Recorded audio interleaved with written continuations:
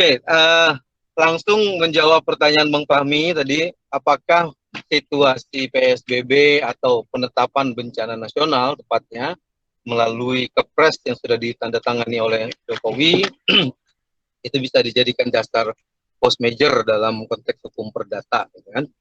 Nah, pertama kita harus dudukkan dulu persoalan pada biasa kalau hukum kan selalu memahami sesuatu itu dari sisi kebahasaan dan keistilahan, ya kan?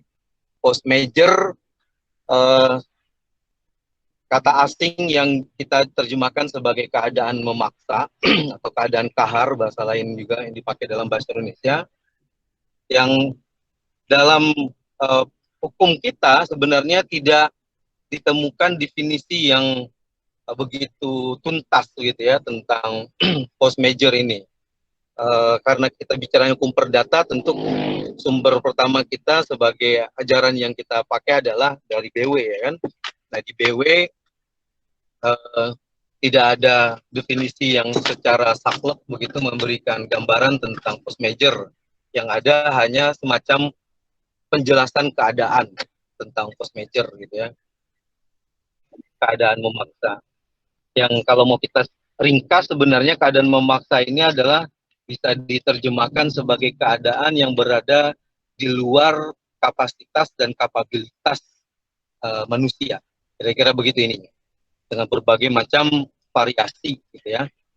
Ada yang memberikan misalnya variasinya adalah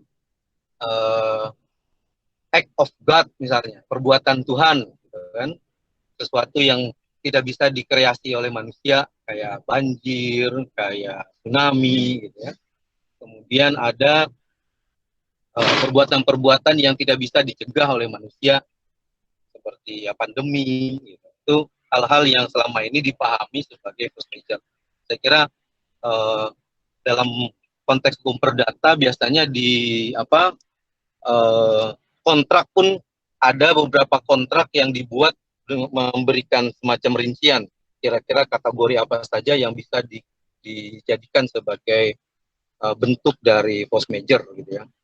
Nah, karena secara hukum positif gitu ya, tidak ada hal-hal yang bisa dipakai sebagai definisi kecuali tadi baru indikator, saya bilang indikator gitu ya. Misalnya tadi di BW ada indikatornya, kemudian ada kalau nggak salah saya di undang-undang tentang jasa konstruksi itu juga ada beberapa indikatornya gitu. Tapi secara umum kita kan memang belum punya hukum positif yang mengatur tentang kontrak secara rigid gitu, secara khusus.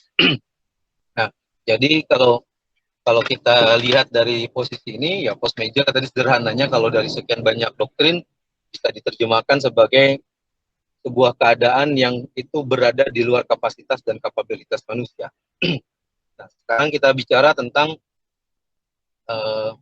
situasi pandemi ini, apakah ini bisa dikategorikan sebagai post major. Kalau kita bicaranya tadi definisinya itu, kita sepakati bahwa post major adalah sesuatu yang berada di luar kemampuan dan di luar daya manusia gitu, maka pandemi ini sebenarnya bisa dibilang ya sebagai salah satu bentuk itu gitu ya, salah satu bentuk itu dari post major gitu. Nah, yang menarik adalah apakah otomatis gitu ya keadaan pandemi ini bisa dijadikan dasar untuk post major di dalam hubungan kontraktual. Saya kira di sini pertanyaannya menjadi lebih complicated gitu. Misalnya kemarin kita mendengar pernyataan dari Pak Mahfud MD, ya kan, dia bilang ini situasi belum bisa dijadikan sebagai kepres, tidak bisa dijadikan dasar sebagai post major gitu. Meskipun kita belum mendengarkan elaborasi lanjut dari argumentasi Pak Mahfud gitu ya. Nah, saya pada posisi tidak pendapat gitu dengan beliau, karena menurut saya situasi ini adalah situasi yang bisa dikategorikan sebagai post major gitu, mengingat dampak dan juga pandemi ini bukan sesuatu yang bisa dikreasi dan juga bisa ditolak gitu oleh kita. Kita nggak bisa kan untuk bisa nolak, saya nggak mau terkena virus begitu. Padahal udah melakukan banyak banyak langkah sebagai tindakan antisipasi, tapi faktanya misalnya ada satu kejadian kemarin, orang yang sudah mengurung diri selama berapa minggu nggak pernah ketemu orang aja tetap bisa kena virus. Artinya ini sesuatu yang berada di luar kemampuan gitu ya. Nah, apa argumennya bahwa ini adalah sesuatu yang bisa masuk dalam kategori sebagai force major menurut saya? Pertama, gitu ya, uh, ini disebut sebagai bencana nasional. Nah, karena sudah disebut sebagai bencana nasional, maka kita harus merefer pada apa yang dimaksud dengan bencana. Tentu kita harus melihat pada Undang-Undang Nomor 24 tahun 2007 gitu ya, tentang definisi bencana. Di sana disebutkan apa yang dimaksud dengan bencana dan kemudian kategori bencana seperti apa gitu ya. Itu sudah eksplisit disebutkan di situ. Sederhananya kan bencana di dalam undang-undang itu disebut sebagai sesuatu yang mengganggu kehidupan dan penghidupan. Jadi bukan hanya kehidupan, tapi juga penghidupan bahasanya di dalam undang-undang. Jadi ini sesuatu yang sifatnya tidak bisa ditolak gitu oleh manusia. Nah, karena ini adalah sebuah bencana, gitu ya, yang mengganggu kehidupan dan penghidupan, dan aspek yang terganggu itu di dalam undang-undang juga disebutkan, termasuk misalnya adalah aspek ekonomi. Jadi ekonomi adalah salah satu aspek yang dimasukkan sebagai unsur yang menjadi akibat atau efek dari gangguan bencana ini. Dan karena ini terkait dengan ekonomi, maka ini adalah sesuatu yang tadi masuk dalam kategori perbuatan atau kategori situasi yang tidak bisa dihindari oleh manusia. Jadi pertama, karena situasi pandemi ini sudah dinyatakan sebagai sebuah bencana nasional. Dan sebuah bencana nasional itu adalah sesuatu yang tidak bisa sesuatu yang tidak dapat yang berada dalam kapasitas dan kapabilitas manusia. Kira-kira begitu. Nah, karena jadi ini situasi yang sudah jelas gitu ya, masuk dalam kategori bencana nasional. Nah, saya ingin mengatakan bahwa kondisi pandemi ini secara objektif sudah masuk dalam kategori force majeure. Gitu ya, sebab sudah masuk dalam kondisi bencana dan sudah pula ditetapkan oleh pemerintah. Bukan hanya sudah ditetapkan oleh pemerintah, bahkan terakhir pemerintah sudah menggunakan situasi bencana ini untuk melakukan tindakan-tindakan yang itu berada di luar dari norma-norma yang normal. Nah, apa buktinya? Pertama, sudah ada Perpu nomor 1 tahun 2020. Yang secara eksplisit Perpu itu menyebutkan bahwa situasi ini adalah pandemik yang tidak akan mengganggu situasi ekonomi secara normal, dan karena itu Perpu itu kemudian memberikan ruang gerak kepada pemerintah untuk bertindak di luar dari kenormalan. Misalnya disebutkan di sana segala sesuatu yang dilakukan oleh pemerintah itu di luar dari objek tun misalnya, kita nggak bisa ngapa-ngapain. Jadi ada hak imunitas di sana. Kemudian Perpu itu juga memberikan hak kepada pemerintah untuk melakukan perubahan-perubahan terhadap APBN. Karena kita tahu APBN adalah undang-undang dan kemudian itu diubah APBN-nya berdasarkan.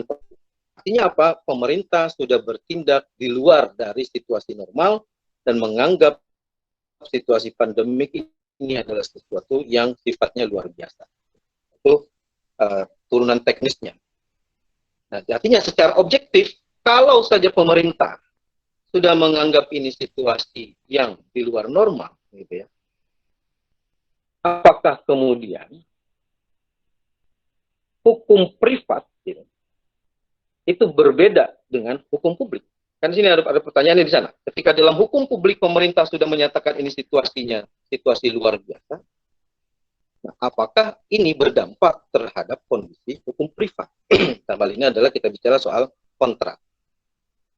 Kalau saya berpendapat bahwa secara objektif ini sudah bisa dikategorikan sebagai force major, tapi kan kita harus ingat karena ini adalah konteksnya hukum privat, maka pelaksanaannya, implementasi terhadap kondisi force major ini tentu berdasarkan kasus yang dihadapi terkait dengan kontrak yang dibuat. Gitu ya. Karena kontrak kan macam-macam. Ada kontrak yang sifatnya hanya 1 kali perbuatan, misalnya. Kemudian ada kontrak yang jangka panjang, seperti tadi Bang Fahmi cerita, misalnya terkait dengan KPR, kan, kredit rumah. Itu kan kontrak yang sifatnya jangka panjang. Kalau kontrak yang sifatnya jangka pendek dan kemudian terdampak gitu ya dengan situasi yang ada saat ini, maka saya berpendapat bahwa itu bisa dijadikan dasar untuk kontrak itu dinyatakan telah memenuhi kondisi force major. Tapi kalau kontrak yang sifatnya itu berjangka panjang, maka ini sangat tergantung juga pada situasi seberapa lama penetapan bencana ini dilakukan oleh pemerintah.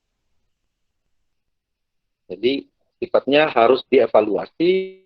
Jadi majornya saya berpendapat efektif, kondisi saat ini sudah post major. Tapi kalau bicara soal kontrak, maka kita harus melihat lebih dalam pada satu-satu kontraknya. Jadi syarat objektif post majornya sudah terpenuhi, tapi tentu harus ada syarat subjektif terkait dengan ketentuan-ketentuan yang disepakati. Itu kira-kira. Oke. Agak sedikit menarik memang ketika kita bicara kondisi saat ini force major atau enggak, terutama terkaitannya dari sisi kontrak, lalu kemudian implikasi pada bisnis. Dari bisnis kemudian beralihlah kepada sebuah efek domino yang begitu besar, di mana itu mengakibatkan mungkin banyak sekali karyawan perusahaan yang tidak menjalankan operasional bisnisnya, lalu kemudian melakukan sebuah PHK lain sebagainya. Tapi saya tidak mau bicara masalah itu. Namun yang saya ingin sampaikan adalah bahwa ketika kita bicara masalah dalam kondisi saat ini apakah force major atau tidak, saya ingin melanjutkan secara spesifik apa yang disampaikan oleh Bang Andi adalah bahwa sangat betul kalau kita melihat ini sifatnya adalah keperdataan, kita harus bisa melihatnya secara kasuistis. Kenapa kasuistis? Karena dalam beberapa kontrak yang saya coba pahami dan coba kemudian secara extracted of regulasi yang terjadi yang ada ataupun kontrak-kontrak hukum yang ada, keadaan kahar atau force major lain sebagainya itu memang termaktub dalam perjanjian. Itu biasanya kalau di perjanjian, kalau anak-anak legal itu biasanya udah mencantumkan di pasal 35 sekian segala macam, yang mana itu terstruktur secara secara banyak, baik huru-hara, act of God yang seperti halnya bencana alam dan sebagainya. Namun yang perlu diperhatikan bahwa saat ini terjadi sebuah dua pandangan yang berbeda. Karena saya coba melihatnya dari sisi praktis. Sebelum terjadinya keluarnya kepres ini, ada sebuah pandangan dari sisi para law firm yang berafiliasi kepada luar negeri, contohkan saja Baker McKenzie, lalu kemudian SSK Law Firm, Makarim Taira, lain sebagainya, itu menganggap bahwa kasus ini adalah force major, yang mana unsurnya sudah terpenuhi dengan kondisi-kondisi bahwa saat ini pandemi, endemi, lain sebagainya itu adalah sesuatu yang tidak bisa kita lakukan sebuah prediksi seperti apa. Akan tetapi dalam perjalanannya banyak para praktisi hukum saat ini menyatakan bahwa kita harus bisa melihatnya satu persatu bahwa apakah di dalam kontraknya itu sifatnya tergantung dua, eksklusif atau non eksklusif. Apa yang dimaksud dengan klausul tersebut? Yang pertama saya coba jabarkan adalah terdapat klausul non eksklusif yang mana di dalamnya dijabarkan apakah benar-benar itu ada kondisi-kondisi yang disebut dengan force major, maka itu yang masuk disebut dengan force major. Tetapi kalau tidak, itu bukan menjadi sebuah alasan atau dasar hukum untuk melakukan uang prestasi yang dimaafkan bahasanya. Uang prestasi, force major dalam tanda kutip ataupun bahasa lainnya adalah sebuah tindakan non prestasi karena dia tidak melakukan prestasi lalu dimaafkan. Dimaafkannya dalam kondisi apa? Dimaafkannya adalah dalam kondisi yang sifatnya adalah mendesak, yang mana terbitnya aturan tersebut. Nah, lalu yang perlu disampaikan bahwa dalam statement daripada pemangku kepentingan atau kebijakan dalam hal ini Pak Mahfud, lalu kemudian disanggah oleh beberapa pakar hukum tata negara, melihat bahwa sebenarnya Kepres ini tidak bisa menjadi sebuah dasar untuk melakukan force majeure. Ya, secara secara praktis di bawah atau secara praktis di dalam dunia bisnis, dengan kondisi yang saat ini, yaitu dengan terganggunya operasional pekerjaan lain sebagainya, termasuk terkecuali dengan 8 bidang pekerjaan atau 36 bidang pekerjaan yang dikeluarkan melalui PMK atau peraturan Menteri Kesehatan tersebut, itu jelas-jelas mengganggu bahwa saat ini adalah terjadinya penurunan ataupun secara bisnis akan terjadinya sebuah efek domino yang begitu besar. Nah, selanjutnya adalah bahwa kalau misalkan kondisi seperti ini, ada dua pendapat yang menyatakan bahwa perjanjian ini sebenarnya bisa dilakukan sebuah modifikasi.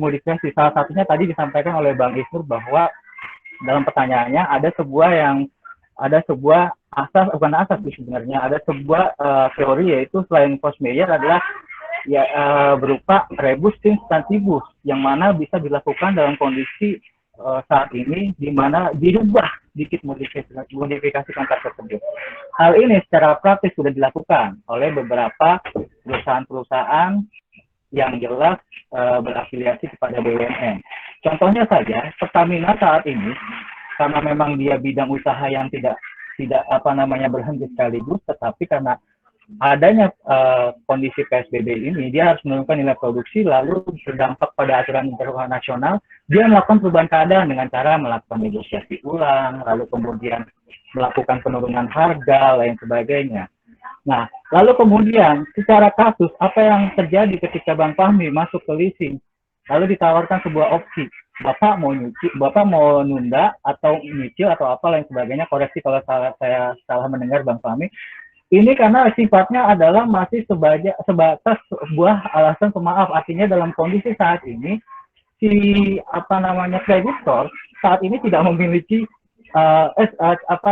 kreditor saat ini ataupun penghutang saat ini tidak memiliki kemampuan bayar yang mungkin tidak serta-merta penuhnya dapat dilakukan secara sempurna. Nah, sehingga beberapa opsi-opsi untuk melakukan negosiasi yang sifatnya dalam kontrak itu dapat saja dilakukan. Nah, kembali lagi pertanyaannya, apakah saat ini kondisinya force majeure? Kalau saya menganggap bahwa ini harus bisa dilihat dalam kondisi kasuistis. Kenapa? Sekalipun pemerintah menyatakan ini bukan force majeure dan sebagainya, pasti di dalam praktiknya banyak sekali perusahaan atau debitur, dalam hal ini si bohir lah katakanlah, tidak mampu memenuhi prestasi, atau siapapun itu tidak memenuhi prestasi, terjadinya prestasi yang kemudian dianggap force majeure, ini akan mengakibatkan begitu banyak sengketa pengadilan yang ada di dalam sengketa pengadilan perdata terutama. Lalu kemudian bagaimanakah nanti ke depannya secara hukum acara itu dikembalikan kepada hakim untuk melihat bahwa apakah kondisi-kondisi Kepres ini bisa menjadi sebuah dasar hukum, itu kembali kepada hakim melihat berdasarkan unsur yang ada dari pengetahuannya dia, lalu kemudian dari sisi kewenangan hakim berdasarkan dalam memutus bagaimana undang-undang kekuasaan kehakiman. Saya kira itu dari sisi praktisnya. Saya kembali. Kita harus melihat perubahan begini. Kalau kita melihat pada beberapa putusan perdata ya, terutama di bawah tahun 2000 gitu ya, sebelum reformasi dengan sesudah reformasi, kita kan tahu misalnya pernah mengalami kejadian 98 misalnya saat itu. Nah, kita bisa lihat misalnya dari beberapa putusan, ternyata banyak putusan yang menyatakan bahwa kondisi krisis ekonomi pada saat itu tidak diterima gitu sebagai situasi post majeure gitu. Nah, tentu ada alasan-alasannya misalnya pada saat itu gitu ya. Nah, tapi kita melihat ada perubahan hukum yang terjadi sangat luar biasa setelah reformasi. Ya. Nah, perubahan ini lebih terstruktur dengan memberikan beberapa ketentuan-ketentuan yang sifatnya berdampak gitu terhadap situasi kehidupan masyarakat. Salah satunya kan adalah undang-undang tentang penanggulangan tahun 2007 kita udah punya undang-undang itu. Nah, dengan adanya undang-undang ini dan kemudian undang-undang itu memberikan kewenangan kepada pemerintah untuk mengumumkan situasi-situasi tertentu yang berdampak gitu, terhadap masyarakat, gitu. Maka situasinya saat ini adalah kita harus melihat bahwa kondisi post major tertentu, apalagi yang sifatnya tadi objektif saya bilang, itu berada di tangan pemerintah. Jadi ada hukum administrasi yang harus kita perhatikan di sini, di mana pemerintah itu diberikan kewenangan untuk mengumumkan situasi-situasi tertentu, gitu ya. Kalau dulu misalnya sebelum kemerdekaan ada istilah darurat sipil, darurat militer, gitu, dan itu juga diumumkan oleh pemerintah. Tapi kemudian ke sini situasinya bukan hanya kondisi peperangan yang direspon, tapi kondisi yang juga membuat masyarakat terdampak ya, terhadap situasinya disebut dengan bencana. Kan? Bencana. Nah, ini di dalam undang-undang disebut ada bencana alam, bencana non-alam, secara umum ada juga. Nah, dengan adanya undang-undang seperti ini, termasuk undang-undang tentang karantina kesehatan dan seterusnya gitu ya, maka dari aspek administrasi, kewenangan tentang menentukan apakah ini kondisi sudah darurat gitu, berada di tangan pemerintah. Ketika pemerintah mengambil kewenangannya untuk mengumumkan hal tersebut, maka menurut saya mau tidak mau gitu ya, secara objektif gitu, apa yang telah dilakukan oleh pemerintah itu harus bisa dikategorikan sebagai kondisi post major. Dan tadi saya udah bilang implikasinya udah jelas, pemerintah sendiri menganggap ini kondisi post major dan kemudian mengambil keuntungan gitu, take advantage gitu, dengan situasi ini untuk bisa diberikan kewenangan melakukan tindakan-tindakan yang sifatnya bisa dibilang ekstra normal gitu ya.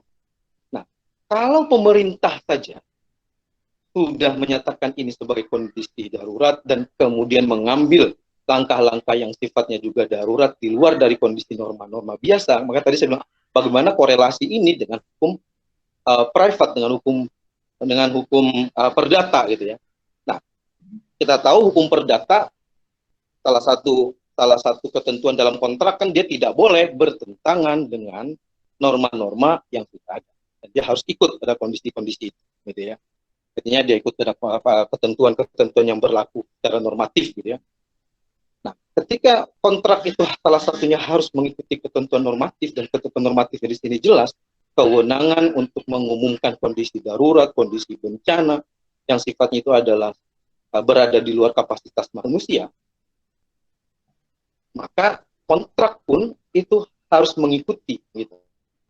Mengikuti kerangka hukum payung yang sifatnya publik gitu ya. Jadi maka tadi saya sebutkan kesimpulan saya secara objektif ini sudah masuk dalam kategori post major gitu. Nah, apakah nanti secara subjektif bisa berlaku untuk semua kontrak? Nah, tentu di sini kita juga harus menghormati tentang tadi asas kebebasan berkontrak, ya. Karena ada hal-hal yang mungkin saja terjadi, ya, tapi sekali lagi kita tahu salah satu asas dalam umum yang berlaku. Ketika syarat objektifnya sudah terpenuhi, bagaimana dengan syarat subjektif dan taraf ini? Nah, ini yang menurut saya perlu diperhatikan. Kenapa akan muncul kegelisahan? Ada poin yang lain saya ingin kenapa kegelisahan post major ini terframe gitu, seakan dengan adanya post major itu dampak langsung ada pembatas kebangsaan, ya. Karena kan kalau kita bicara teori sederhananya di dalam hukum perdata kan post major adalah salah satu alasan untuk bisa dijadikan dasar pembatalan kontrak. Nah, kita berpikirnya itu langsung ke sana gitu. Jadi seakan-akan ketakutan dulu kalau ini sesuatu yang bisa dianggap sebagai sesuatu yang post major. Kenapa? Karena dampaknya langsung kepada kontrak yang bisa dibatalkan. Nah, ini menurut saya yang daya pikir ini yang terlalu melompat gitu ya. Dan ini menurut saya harus dikoreksi dari cara berpikir dalam hukum perdata kita, karena memang di KUH perdata kita kan seperti itu. force majeure, kemudian ini menjadi alasan untuk pembatalan kontrak. Nah, kita harus melihat pada situasi dan perkembangannya bahwa ternyata force majeure ini sifatnya, kan kalau teori kan ada absolut, ada yang relatif. Nah, kalau saya menambahkan ini ada yang sifatnya temporal, sesuatu yang terjadi dengan kondisi waktu tertentu, dan karena ini sifatnya dia temporal, maka terkait dengan kontraknya itu tidak otomatis bisa langsung dijadikan dasar sebagai pembatalan. Jadi ada aspek yang menurut saya belum terelaborasi di dalam konteks post major adalah bicara soal temporalnya, gitu. Jadi dalam buku-buku teori tentang hukum perdata, gitu kan. Selama ini bicaranya soal absolut, relatif, dan segala macam, gitu ya. Tapi relatif di situ juga tidak dieksplisitkan bahwa ini bicaranya soal seberapa lama durasi, tempo, waktu yang diakibatkan oleh adanya situasi post major itu. Ini menurut saya penting untuk kita lihat secara lebih luas gitu dalam konteks teoretiknya aspek temporal ini. Ketika ada aspek temporal, ya ini kita bisa melakukan proses evaluasi terhadap kontrak itu. Memang yang dimaksud dengan kondisi yang saat ini adalah kondisi-kondisi yang sangat sulit, apalagi saat ini masih dalam kondisi ibaratnya dalam kondisi sedang parah-parahnya, belum lagi nanti bicara tentang dari sisi pemulihan dan sebagainya. Karena pemulihan saya kira akan butuh waktu yang lama, lalu kemudian pasti akan banyak sekali paket-paket kebijakan yang saya kira yang tujuannya adalah tanda kutip adalah untuk memperbaiki ekonomi dan sebagainya, lalu kemudian dikaitkan dengan kondisi yang akan terjadi kemudian, ini menjadi sebuah hal yang harus kita perhatikan ke depannya. Apakah memang kondisi ini masih bisa dikatakan sebagai kondisi-kondisi sifatnya force majeure? Kalau tadi disampaikan oleh Bang Andi bahwa kalau bicara masalah teorinya, ini jelas bahwa kondisi kebijakan publik yang kemudian ada dasar hukumnya ataupun payung hukumnya menjadi sebuah sifatnya perdata. Karena perdata ini kan mengatur untuk para sifatnya adalah para pihak dalam hal ini adalah masing-masing pihak untuk bisa mengikat hukum, lalu kemudian sepanjang memang dia sepakat lain sebagainya tidak masalah. Namun yang jadi persoalan lagi nanti ke depannya adalah bahwa kalau kita bicaranya dari perspektif hukum bisnis atau ikatan kontrak bisnis, biasanya katakanlah pihak satu atau pihak bohir dengan pihak kontraktor, kondisinya adalah kondisi yang sangat lemah. Kenapa lemah? Katakanlah si pihak bohir dalam hal ini tidak memiliki banyak prestasi yang dia akan berikan dalam bentuk membayar hasil dari pekerjaan si kontraktor. Begitupun juga si kontraktor ketika dia melakukan klaim ataupun proses kepada bohir untuk meminta hasil dari pekerjaannya, dinyatakan bahwa akan terjadi sebuah kondisi pekerjaan Anda tidak maksimal dan sebagainya. Nah, dengan dasarnya adalah apa? Secara unsur-unsur yang termasuk dalam perjanjian yang mana tadi ada kategori sifat kontraknya yang eksklusif, yaitu di mana di dalamnya termaktub jelas apa sih yang disebut dengan force majeure ataupun tidak. Ini akan menjadi sebuah sengketa terjadi di bawah. Tetapi yang menjadi sebuah solusi artinya karena bicaranya adalah perspektif hukum perdata atau hukum bisnis yang masing-masing pihak bisa menegosiasikan ataupun melakukan renegosiasi, ini bisa saja dilakukan dengan catatan bahwa sepanjang kedua belah pihak sepakat tidak masalah. Karena bicaranya hukum perdata adalah kalau sudah sepakat para pihak dan tidak ada yang dirugikan atau yang disebut dengan nama win solution tidak ada masalah. Akan tetapi menjadi persoalan ketika misalkan sudah tidak ada kesepakatan, lalu kemudian masing-masing pihak sudah menahan egonya karena masing-masing mengklaim adalah sangat rugi, baik dari sisi pihak pertama maupun pihak kedua ataupun pihak lainnya mengalami kerugian, saya kira ini akan menjadi sebuah persoalan yang tidak akan ada habisnya.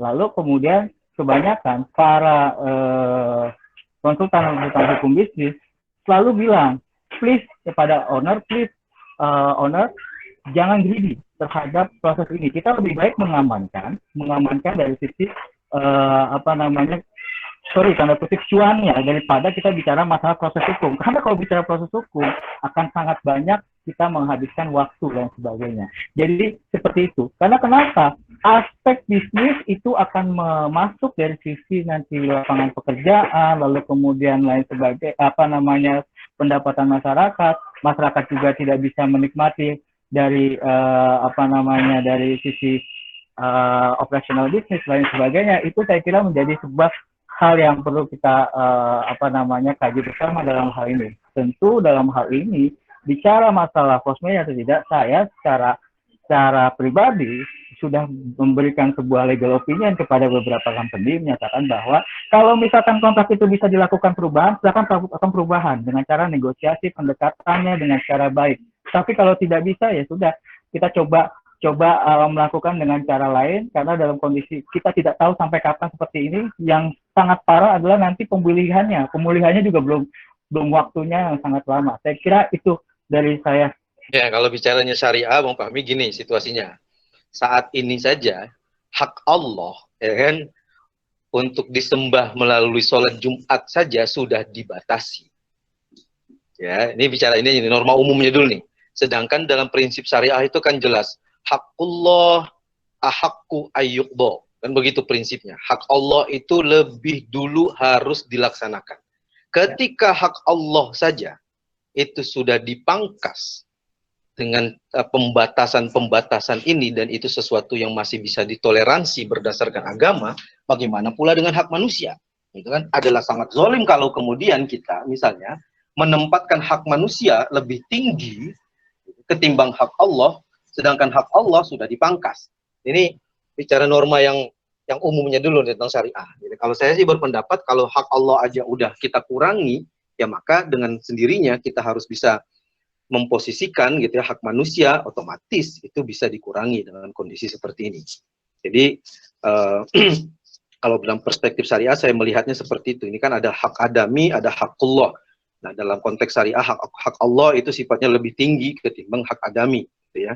Tapi dalam kondisi ini di mana hak Allah aja sudah kita degradasi posisinya, nah bagaimana kemudian kita bisa lebih mendulukan hak manusia ketimbang hak Allah? Nah, karena itu posisinya juga ya harus sama-sama pada posisi terdegradasi. Nah, terdegradasi di sini maksudnya adalah ya tentu kita harus bisa menerima adanya situasi yang membuat hak-hak manusia ini bisa negosiasikan atau bisa dikurangi atau bisa dibatasi. Jadi itu prinsipnya kalau menurut saya. Nah, kembali lagi kepada kontrak ya gitu. Kontrak, saya berpendapat tetap pada bahwa hukum publik itu harus merefer kepada hukum private itu harus merefer kepada hukum publik gitu. Bukan berarti di sini kan menegasikan tentang asas kebebasan berkontrak, tidak, tapi kita tahu dalam teori kan seperti itu. Teorinya adalah tetap harus ada kepatuhan terhadap norma-norma yang sifatnya publik. Nah, secara publik kita tahu kondisinya adalah ini sudah masuk dalam kategori force majeure. Kenapa? Karena pemerintah sendiri sudah mengiyakan dan bahkan tadi sudah bertindak berdasarkan situasi yang sifatnya darurat. Nah, apa yang bisa kita lakukan saat ini gitu ya, terkait dengan ini ya tentu kalau ini posisinya adalah hukum kontrak, ya kontrak kan berdasarkan konsensus. Jadi asas konsensualisme di sini harus didahulukan. Jadi prinsipnya adalah masing-masing coba melakukan konsensus ulang terhadap situasi yang ada saat ini. Gitu. Nah, ketika konsensus ini tidak berhasil ya tentu kita harus melihat lagi tadi pada hukum publiknya seperti apa. Kalau saya misalnya jadi hakim gitu ya, kalau saya nih mengandaikan jadi hakim, ya saya bisa menerima situasi saat ini sebagai sebuah fakta yang sudah masuk pada kondisi force majeure, tapi apakah ini nanti bisa dijadikan dasar misalnya untuk pembatalan atau untuk melakukan hal-hal yang katakanlah tadi memaafkan tindakan non prestasi gitu ya, maka di sini harus dikaitkan dengan asas etikat baik. Jadi harus dikombinasikan antara asas etikat baik gitu ya dengan asas force majeure-nya. Force majeure objektif sifatnya, sudah ada ini terjadi, tapi asas subjektifnya harus dilihat pada asas etikat baiknya. Apakah benar-benar situasinya misalnya ya memang tidak dapat lagi untuk memenuhi prestasi yang sudah ada, misalnya bisa dibuktikan itu kan apa situasinya tentang pendapatan, tentang segala macam bisa dibuktikan secara material gitu. Kemudian bagaimana komunikasi dan respon dalam komunikasi untuk mencapai konsensualisme tadi misalnya. Nah itu kan bisa diukur dengan asas etikat baik. Gitu. Jadi ya enaknya perdata ini kita punya banyak asas dan asas-asas itu tidak saling tabrakan, bisa kita saling jadikan sebagai landasan untuk mengukur fakta dan peristiwa yang ada. Hanya tetap sekali lagi secara objektif saya berpendapat ini sesuatu yang sudah masuk kategori force major, tapi secara subjektif kita bisa menggunakan pendekatan dengan asas-asas yang lain yang sudah tersedia di dalam doktrin-doktrin yang ada. Kira-kira begitu, Bang Fahmi. Mereka sudah bertindak di luar dari kondisi normal. Bayangkan, dan kondisi ini diakui dalam Perpu, di dalam turunan-turunannya, misalnya peraturan Menteri Keuangan, peraturan Dirjen Pajak, itu semua sudah membuat aturan-aturan yang sifatnya adalah kelonggaran dari norma-norma yang wajar, gitu ya, norma-norma yang standar. Bahkan tadi saya bilang ekstrimnya mereka mengabaikan aturan hukum yang berlaku tentang kontrol melalui PT-UN dan seterusnya, gitu ya. Mereka aja udah pakai itu gitu, secara publik tadi. Tapi kok bisa-bisanya gitu Pak Mahfud misalnya bilang tadi ini tidak bisa jadikan dasar force major. Nah saya kira itu lebih pada upaya proteksi agar jangan muncul kepanikan dalam masyarakat ekonomi. Gitu. Biar ada kepastian hukum menurut dia. Tapi justru menurut saya itu membuat situasi tambah tidak jelas. Kalau saya sih tegaskan aja tadi, secara objektif ini situasinya sudah memasuki kondisi force major, tapi secara subjektif maka kita minta hakim untuk menilai kondisi masing-masing berdasarkan asas-asas yang ada di dalam hukum perdata, asas etikat baik tadi, asas konsensualisme dan seterusnya. Jadi ada indikator gitu. Jadi berpijaknya pada pada asas-asas yang lebih jelas dan terukur gitu. Tidak bikin pernyataan sembarangan seperti itu yang justru membuat orang akhirnya menyatakan berpandangan seakan-akan ini nggak ada kepastian hukum ini. Padahal enaknya begitu. Oke, tegaskan ini kondisi force major, karena itu kami minta semua untuk bisa memahami dan kemudian kita bisa masuk pada fase-fase dengan mengedepankan tadi prinsip konsensus, prinsip etikat baik, prinsip-prinsip yang lain sehingga tetap ekonomi bisa jalan dengan baik. Kalau saya sih jadi dia begitu cara ininya. Oke. Baik. Bung Irul. Halo Bung Irul. Ini kan ya, kalau monitor. Tadi Bang Irul ya secara implisit mengatakan bahwa force major itu karena kondisinya secara peraturan perundang-undangan belum ada definisi, maka kebebasan kontrak itu menjadi hal yang paling penting. Maksud saya, kalau kemudian dikatakan ini ada nih dari pemerintah sudah ada dasar bahwa ini force major, tapi kebebasan kontrak itu apakah bisa menyalahi itu? Maksudnya bisa lebih dari itu. Kemudian kebebasan berkontrak mengatakan, oh enggak, ini bukan force major. Gimana, Bang? Ya, saya kira begini, Bang Fahmi.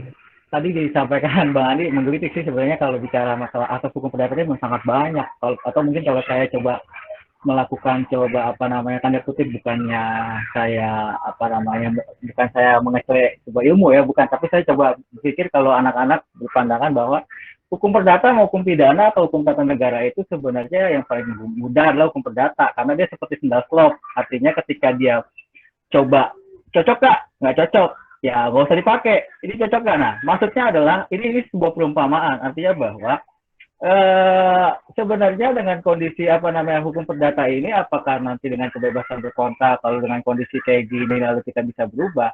Tadi juga disampaikan bahwa itikat baik atau goodwill dalam hal ini adalah salah satu bentuk asas hukum yang ada dalam hukum perdata, termasuk salah satunya adalah perjanjian. Ketika salah satu pihak tidak bisa atau tidak mampu melakukan representasinya, lalu kemudian dengan kondisi-kondisi saat ini seperti terjadinya bencana yang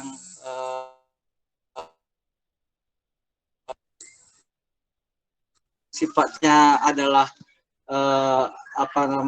yang sifatnya adalah bisa dilakukan negosiasi dengan goodwill, itu saya kira bisa dilakukan dengan maaf pada teknis ada yang nelpon saya. Oke, kembali lagi bahwa goodwill itu bisa menjadi sebuah bukan sebuah alibi ya, menjadi sebuah salah satu cara kita ketika suatu saat kita mengalami kondisi-kondisi yang sifatnya adalah mendesak, kita tidak mampu membayar, katakanlah KUR, KTA yang ibaratnya tidak punya jaminan. KTA itu kan kredit tanpa angsuran ya maksudnya ya. Kredit tanpa agunan, sorry. Itu sebenarnya ketika kita punya itikat baik, kita datang, saya tidak mampu bayar, saya tidak punya mampu bayar, kenapa? Karena kondisinya seperti ini, saya kehilangan pekerjaan, lalu kemudian atau hasil jualan saya, usaha saya tidak banyak yang laku dan sebagainya, itu bisa menjadi sebuah hal yang sifatnya adalah baik. Lalu kemudian saya minta keringanan dengan cara restructure atau restrukturisasi hutang atau lain sebagainya. Nah, beberapa kebijakan-kebijakan keuangan ataupun sifatnya tentang bisnis terhadap kontrak yang terjadi saat ini, pemerintah juga sudah mengeluarkan beberapa kebijakan. Akan tetapi faktanya adalah ini masih menimbulkan polemik karena aturan turunannya belum sampai jelas secara teknis. Lalu kemudian banyak sekali beberapa leasing yang saat kemarin, katakanlah dengan kalau saya bicara cara praktisnya leasing, banyak ketika dia tidak mampu bayar atau tidak membayar karena tidak mempunyai, artinya dengan statement presiden, lalu dia tidak bayar. Seharusnya ketika dia melakukan kayak gitu, dia melakukan konfirmasi, apakah benar hari ini saya, bulan ini karena saya kehilangan pekerjaan, saya tidak bisa membayar, lalu kemudian saya bisa dilakukan cicilan bulan ini tidak saya berikan. Nah, kasus-kasus yang kemarin terjadi karena tiba-tiba banyak sekali kalangan grassroots terutama yang pertama kali kena dampaknya itu tetap saja ditagih atau dilakukan penagihan oleh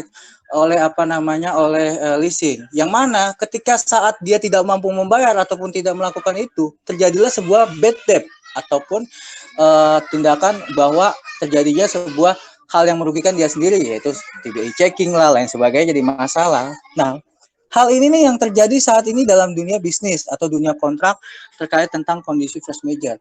Nah, kondisi-kondisi goodwill yang tadi, gimana kalau kita menjalani punya persoalan seperti ini, silahkan kita langsung datang, bilang bahwa bulan ini saya tidak bisa membayar, ataupun saya tidak bisa membayar penuh, saya hanya bayar sekian. Lalu kedepannya tolong saya diberikan negosiasi ulang yang mana cara-caranya negosiasi atau yang ditawarkan oleh pihak leasing atau pihak si debitor atau kreditor itu lebih besar, lebih bisa manusiawi. Saya kira faktor goodwill ataupun itu sangat penting dikedepankan dalam hal ini, Bang Fahmi.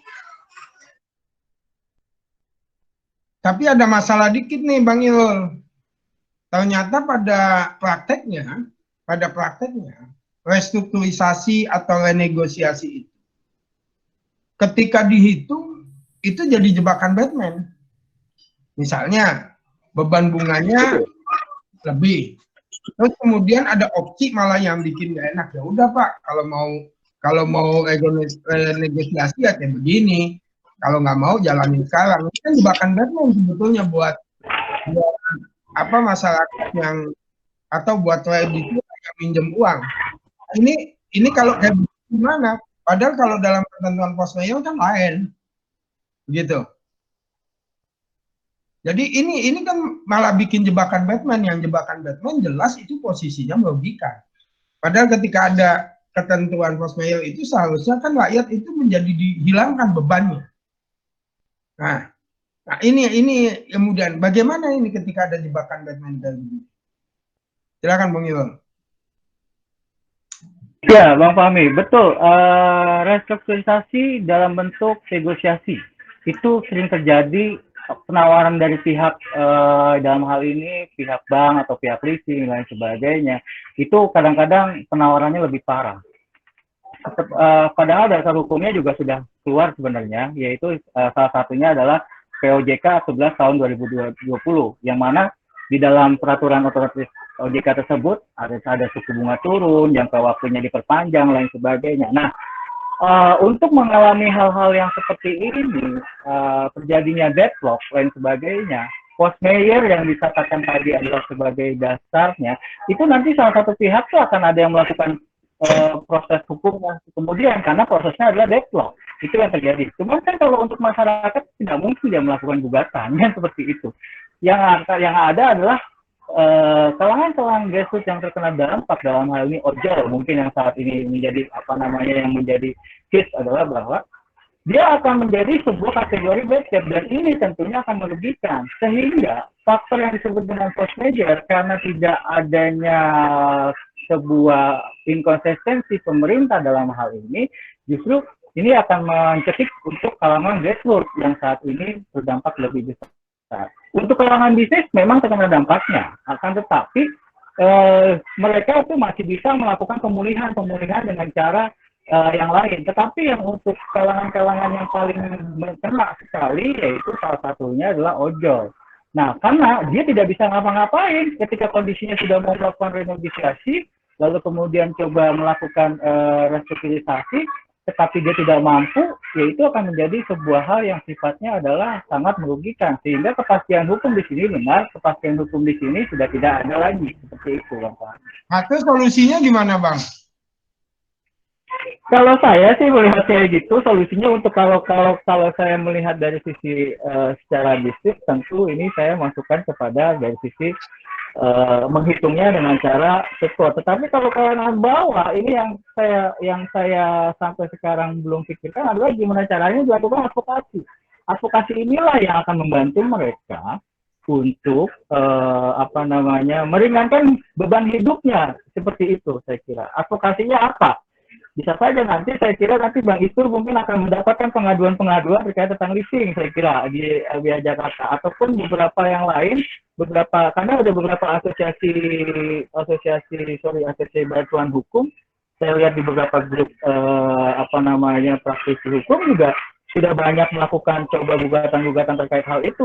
Salah satu yang digugat salah satunya adalah Adia dan sebagainya yang ketika dia tidak kaum lemah atau grassroots yang tidak bisa melakukan cicilan dan sebagainya tetap setelah negosiasi maksudnya restrukturisasi dia tidak mau membayar lalu kemudian ada langkah advokasi yang sampai saat ini akan berjalan.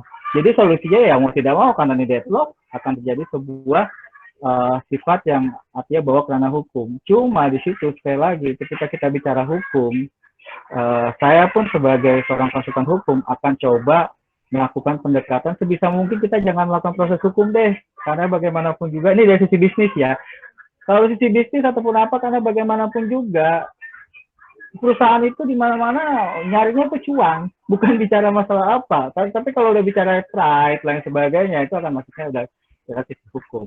Nah salah satu solusinya untuk grassroots akan dilakukan kita harus melakukan advokasi hukum terhadap mereka saya kira itu Bang Fahmi. Ya. Surat dari OJK mengatakan nomor 11 tahun 2020 misalnya harus bunganya lebih rendah. Kalau tadi menawarkan advokasi, ada solusi lain nggak kira-kira kemudian menyelesaikan masalah ini? Saya kira sebelum langkah ke advokasi, yang paling penting dilakukan adalah pengawasan dan penindakan oleh OJK. Nah ini kan yang menurut saya belum terlihat begitu maksimal ya. Harusnya kan mereka bikin aturan yang mereka diberikan kewenangan juga untuk melakukan pengawasan dan penindakan. Nah, jadi ketika misalnya katakanlah ada satu kasus tadi ada pihak perusahaan leasing atau bank gitu ya, yang mengajak negosiasi, memang awalnya dimulai dengan etikat baik, tapi kita tahu yang namanya perusahaan kan tadi yang dicari adalah keuntungan. Mereka kemudian membuat skenario yang ternyata skenario itu bertentangan dengan ketentuan yang sudah dibuat oleh OJK. Nah, dalam hal ini saya kira harusnya pemerintah melakukan tindakan terlebih dahulu dengan misalnya katakan memanggil gitu perusahaan-perusahaan itu dan kemudian memberikan sanksi jika memang mereka tidak mengikuti mengindahkan peraturan yang sudah ada bahkan dengan membebani gitu masyarakat negosiasinya bukan tambah bagus ya kan kayak tadi misalnya dikasih keringanan 6 bulan, tapi kemudian ternyata harus membayar malahan 1 tahun nanti tambahannya misalnya. Artinya kan mereka tetap aja dapat untung ujungnya, ya kan? Nah, ini yang menurut saya harus segera dilaporkan ke OJK dan kemudian OJK yang melakukan penindakan. Gitu. Kalau pemerintahnya sendiri abai, dalam hal ini adalah OJK, gitu ya, tidak melakukan seperti itu, ya tentu masyarakat merasa ada situasinya ya, boro-boro mendapatkan perlindungan gitu dari pemerintah, dari OJK dalam hal ini, yang ada mereka tambah kesulitan dengan situasi force majeure. Tapi yang penting adalah menurut saya situasi seperti itu kan artinya pihak perusahaan kah, pihak negara kah, sebenarnya secara objektif mereka sudah menerima, mengakui kondisi saat ini yang disebut dengan bencana nasional, ini sesuatu yang sifatnya membuat dampak serius terhadap ekonomi, dan karenanya ini sesuatu yang ya tadi bisa dikategorikan sebagai force majeure. Sebenarnya secara objektif gitu, alam bawah sadar kita, itu kita udah nerima ini, sebenarnya, gitu ya. Udah nggak dipungkiri gitu, ini dampaknya udah kerasa, ya kan, masyarakat sudah kesulitan, bahkan ya perusahaan sendiri juga mengalami itu, banyak kan yang sudah mem-PHK karyawannya, mengurangi karyawan atau menggaji hanya sebagian dan seterusnya, mereka sudah merasakan gitu. Artinya kalau mau ditolak ini kondisi sebagai force majeure, saya kira itu juga menolak kondisi objektif yang mereka rasakan. Itu yang penting, kan hukum juga harus berdasarkan pada keadilan yang itu berkembang di tengah masyarakat. Gitu. Katakanlah misalnya sampai saat ini secara normatif itu belum ada ketentuan eksplisit yang mengatur apa saja tadi kriteria dari force majeure misalnya. Tapi efek, ya kan, kalau bicara ini kan hukum juga bicara soal efek, gitu ya. Efek ini bisa dirasakan. Nah, berdasarkan itu maka harusnya hakim katakanlah misalnya itu bisa menilai situasi memang secara objektif ini force majeure, gitu. Tapi secara subjektif tadi, nah itu dikembalikan, karena kita bicaranya perdata, secara subjektif kita harus ukur, agar jangan sampai ini berujung, misalnya katakanlah tadi di muka pengadilan, maka tindakan yang harus dilakukan pertama kali justru adalah kontrol yang ketat dari OJK sebagai lembaga yang diberikan kewenangan untuk bisa memastikan situasi ini tidak justru malah membebani masyarakat dan memberikan keuntungan jangka panjang kepada perusahaan-perusahaan.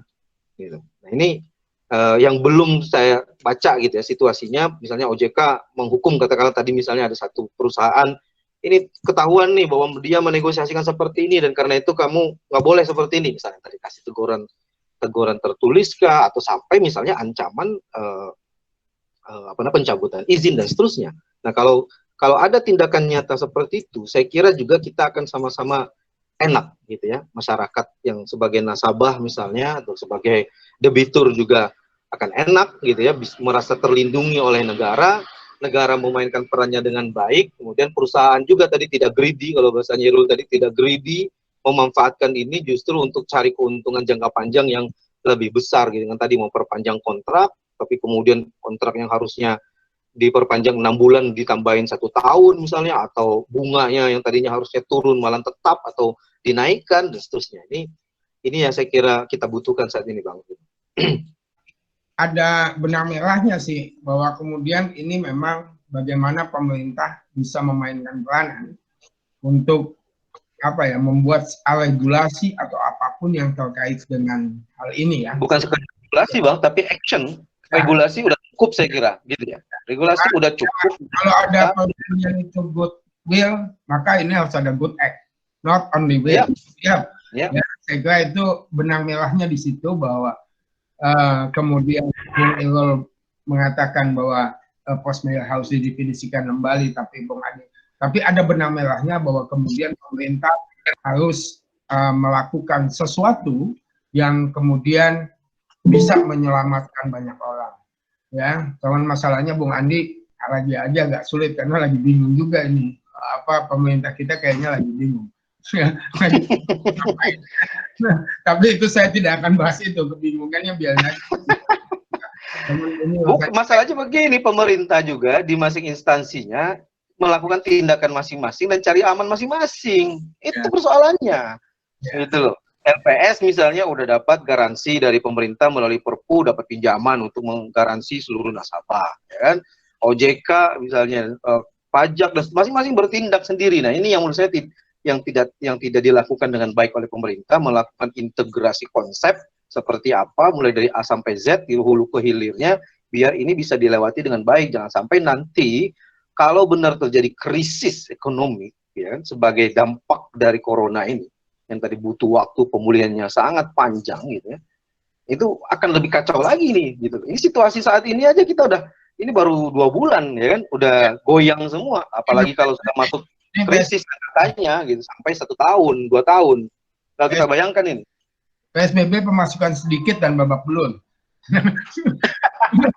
Ya, saya kira diskusi hari ini alhamdulillah sudah, ya saya tidak perlu menyimpulkan karena, tapi ada benang merah yang luar biasa, merahnya itu tebal banget, bahwa kemudian pemerintah harus mengambil sebuah kebijakan atau harus bertindak, ya, pemerintah harus bertindak secara holistik dan komprehensif untuk menyelesaikan masalah ini.